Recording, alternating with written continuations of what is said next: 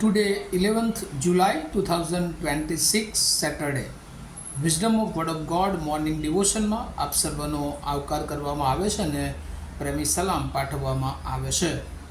આજનું જે વચન આપણે શીખવા માગીએ છીએ, નીતિ વચનો એનો 16મો અધ્યાય અને એની 16મી કલમ, પ્રોબ્સ ચેપ્ટર 16 વર્સ 16. અને પ્રભુનું વચન આપણને આ પ્રમાણે કહે છે, સોના કરતાં જ્ઞાન મેળવવું એ કેટલું ઉત્તમ છે અને રૂપા કરતાં બુદ્ધિ પસંદ કરવા યોગ્ય છે. NIV બાઇબલ પ્રમાણે Proverbs chapter 16 verse 16, how much better to get wisdom than gold, to choose understanding rather than silver. અને આ પ્રભુનું વચન છે. અને આજનું વચન જો આપણે એને એક થીમમાં અથવા એક મુદ્રાલેખમાં જોઈએ તો વિઝડમ બેટર ધેન વેલ્થ, અથવા ધન કરતાં જ્ઞાન શ્રેષ્ઠ છે, અથવા સમૃદ્ધિ કરતાં શાણપણ શ્રેષ્ઠ. આપણા જીવનમાં જોઈએ છીએ કે જ્ઞાન એ નાણાં કરતાં વધારે મૂલ્યવાન છે.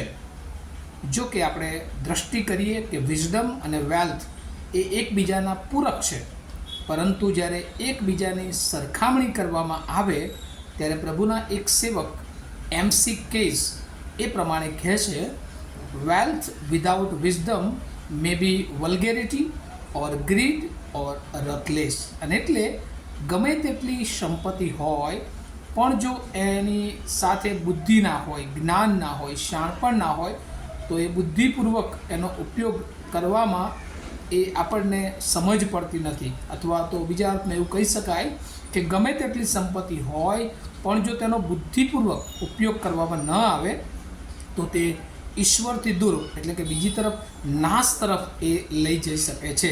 અને એટલે મોટા ભાગે આપણે જોઈએ છીએ કે જ્ઞાન વગરની સંપત્તિ એ અશાંતિ તરફ દોરી જાય. ગમે એટલું નાણાકીય પીઠબળ હોય, સમૃદ્ધિ હોય, બધું હોય, પણ જો ઈશ્વરની ઓળખ નથી, ઈશ્વરનું જ્ઞાન નથી, તો એ નાણાં અથવા એ સમૃદ્ધિ એ શાંતિ આપી શકતી નથી. જ્યારે બીજી તરફ જ્ઞાન સાથેની જે સમૃદ્ધિ છે એ વધારે ઈશ્વરના ઉપયોગી પાત્ર બનાવે છે.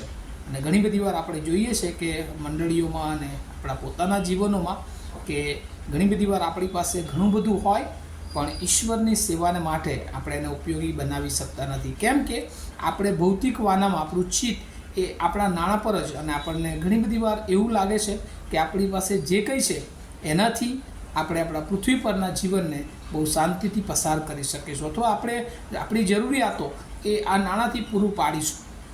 પણ ઘણી બધી વાર અચાનક મુશ્કેલીઓ આવે છે અને બધી જ જે સમૃદ્ધિ છે, સંપત્તિ છે આપણી પાસેથી ઘણી બધી વાર એ જતી રહે છે, અને ત્યારે આપણે મુશ્કેલીમાં આવીએ છીએ. બાઇબલમાં એવા અસંખ્ય ઉદાહરણો આપણે જોઈએ છીએ. સૌથી મોટું ઉદાહરણ તો ઇઝરાયલ પ્રજાનું, કે ઈશ્વરે એમને પસંદ કર્યા અને પુષ્કળ આશીર્વાદો આપ્યા, અને ત્યારે તેઓ પ્રભુથી દૂર ગયા. પણ જ્યારે મુશ્કેલીઓ આવે, પ્રશ્નો આવે, ત્યારે પ્રભુ પાસે પાછા આવતા. અને એટલા માટે જ્યારે એમની પાસે સમૃદ્ધિ આવે છે ત્યારે એ ઈશ્વરથી એ દૂર જતા આપણને જોવા મળે છે. અને આપણા જીવનમાં પણ ઘણી બધી વાર એ આવું બની શકે છે કે જ્યારે આશીર્વાદો, સમૃદ્ધિ, સંપત્તિ, ધન આવે છે ત્યારે એ આપણને ઈશ્વરથી એ દૂર લઈ જઈ શકે છે. અને એટલે વ્યક્તિગત જીવન હોય કે પછી કૌટુંબિક જીવન હોય, નાણાં એ જેટલું પૂરતું છે એટલું ઈશ્વર આપે એમાં પ્રભુનો આભાર છે. જોકે સંપત્તિ હોવી, સમૃદ્ધિ હોવી, ધનવાન હોવી બાબત એ ખોટી નથી, પરંતુ બાઇબલ બહુ સ્પષ્ટ કહે છે કે ધનવાનોને ઈશ્વરના રાજ્યમાં પ્રવેશ કરવો એ જાણે કે ઊંટને એ સોયના નાકામાંથી પસાર થવા બરાબર છે. અશક્ય નથી, પણ ખૂબ એ ભારે છે, એ ખૂબ મુશ્કેલીભરી હોય છે. કારણ કે ઘણી બધી વાર એ આ પૃથ્વી પરના ભૌતિક વાના એ ભૌતિક વાના આપણને પોતાના કંટ્રોલમાં લઈ લેતા હોય છે, અને એ ઈશ્વરથી આપણને દૂર એ લઈ જતા હોય છે. ઘણી બધી વાર શૈતાન આ સમૃદ્ધિ દ્વારા આપણા જીવનોને ઈશ્વરથી એ દૂર રાખે છે. અને એટલા માટે આજે સવારે પ્રભુ આપણને જે વચન કહે છે, સોના કરતાં જ્ઞાન મેળવવું એ કેટલું ઉત્તમ છે. ચોક્કસ આપણી પાસે સમૃદ્ધિ હોય, પણ સાથે સાથે ઈશ્વરની બીક, ઈશ્વરનું જ્ઞાન, ઈશ્વરની ઓળખ, ઈશ્વરના વચનો પ્રમાણેનું જીવન હોય એ ખૂબ જરૂરી છે. ત્યાં લખ્યું છે ને, રૂપા કરતાં બુદ્ધિ પસંદ કરવા યોગ્ય છે.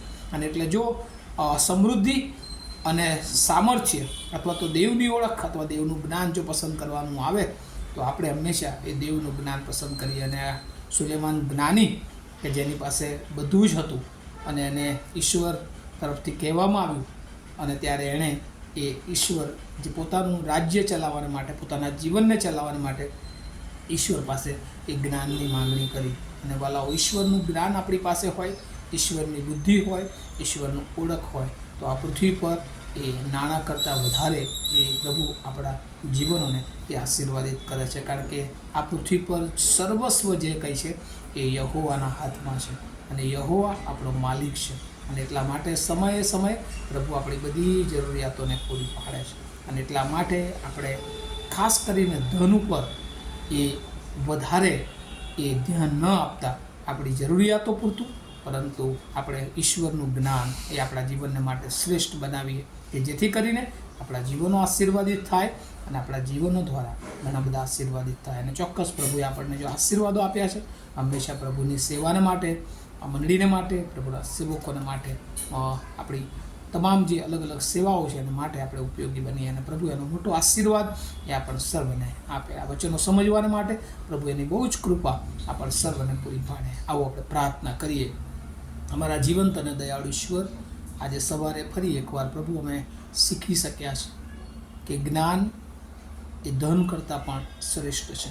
પણ ઘણી બધી વાર પ્રભુ આ પૃથ્વી પરના ભૌતિકવાના અમે જ્ઞાન કરતાં પણ શ્રેષ્ઠ ગણી લઈએ છીએ, અને જેના કારણે પ્રભુ અમે મુશ્કેલીઓમાં આવીએ છીએ. ઘણી બધી વાર પ્રભુ આ ભૌતિકવાનામાં અમે ગરકાવ થઈ જઈએ છીએ. પણ પ્રભુ આત્મિક જીવન તરીકે, આત્મિક તમારા બાળક તરીકે પ્રભુ તમે તમારું જ્ઞાન અમને રોજ આપો. અને પ્રભુ એ જ્ઞાન, એ પવિત્ર વચનો રૂપી જ્ઞાન, એ સંગત રૂપી જ્ઞાન, એ પ્રાર્થનામાં બેસવા દ્વારા મળતું જ્ઞાન, એ આરાધના કરવા મળતું જ્ઞાન, પ્રભુ આ બધું અમે તમારામાં શીખીએ.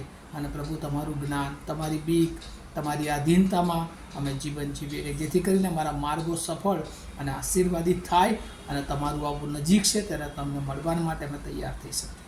અમે સગડા અમારા જીવનો અને આ સાંભળનાર સર્વને પ્રભુ આજના દિવસને તમારા સમર્થ હાથોમાં મૂકતા મારી પ્રાર્થના ઈસુ પ્રભુના નામમાં સાંભળો અને તેનો સ્વીકાર કરો. આમેન.